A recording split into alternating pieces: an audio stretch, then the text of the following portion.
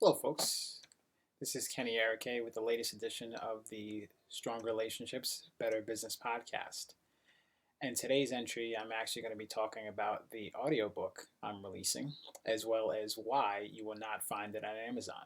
And as always, you can learn more about myself and my work on my website, KENEERIKE.com, KE Consulting. So the audiobook is actually the long delayed fraternal twin of the first book I released back in 2012 titled No Doesn't Always Mean No. And a book like that needed a subtitle, Strategies for Influencing Behavior and Winning Cooperation. So it was a nod to one of Dale Carnegie's most famous books. It was an influence there.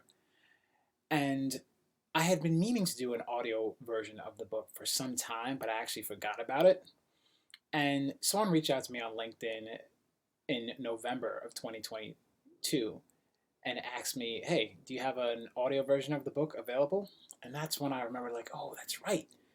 I was going to create this audio version, but it just slipped my mind. So I went to work creating it in December 2022, and it'll be available now, both on my website and through almost anywhere audiobooks are sold.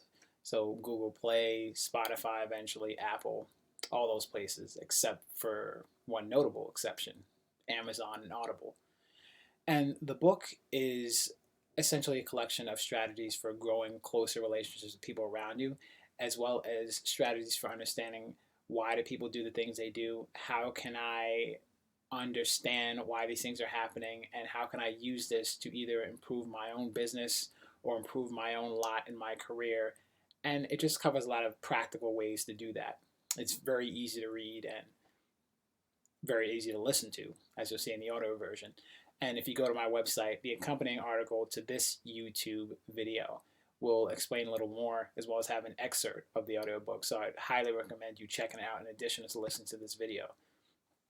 Now, why isn't it on Amazon?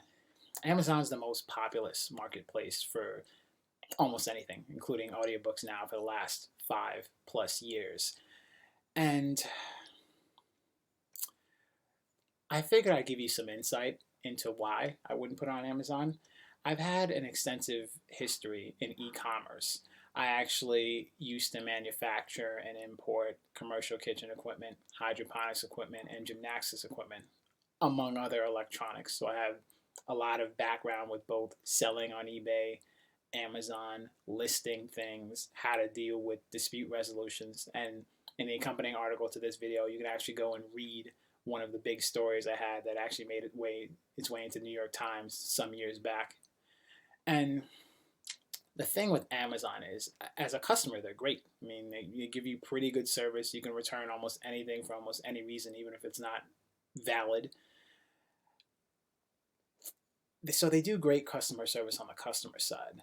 And if you understand a little about the history of Amazon, how they got so big was when they first started, they used to sell items significantly lower than anywhere else, even though they were losing money. The old joke was that Amazon grew its business by selling dollar bills for 90 cents. And most analysts will tell you that for some time, Amazon was not profitable.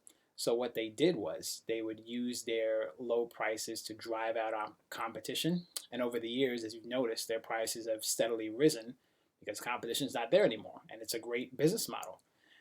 And how that leaks into the seller issue is that because they have such great bargaining power, they've created very restrictive policies on how you can price items that you list there. For example, when I was first releasing my paperback book, I always knew I wanted to put on Amazon because there's a lot of cachet there. But what they created, Amazon did, was a royalty system where they force sellers to list their books between $2.99 and $9.99. This is the ebook I'm talking about now. And if you listed something outside of that range, the royalty rate you would receive would be cut in half. I think it was 70% if you were within that range. You would be 70% of whatever the profit was from that book. And if you were outside of the range, say lower or higher, you'd only receive 35%. So they're giving sellers a big incentive to try to price their books at a certain range, which is good for Amazon because they're setting the market and encouraging pricing going forward in a lot of places. But it's very restrictive, and it didn't account for whether your genre was unusual or you had a large book or a small book. It's like they're just telling you got to list your book at this price or you're not going to get as much money from it, which I wasn't a huge fan of, which is why I never put my ebook on Amazon, even though the paperback's there.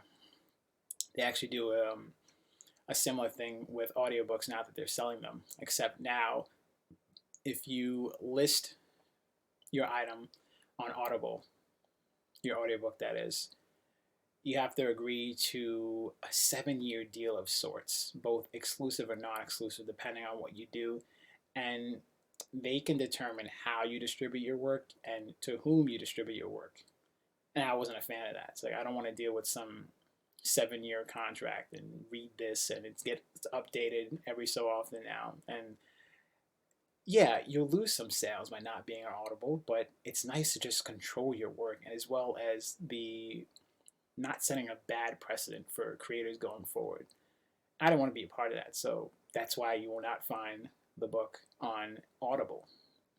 But there's a bunch of places you'll find it as of this video, and as it's continuing to be distributed in a number of places, you can find it or just download it from my website.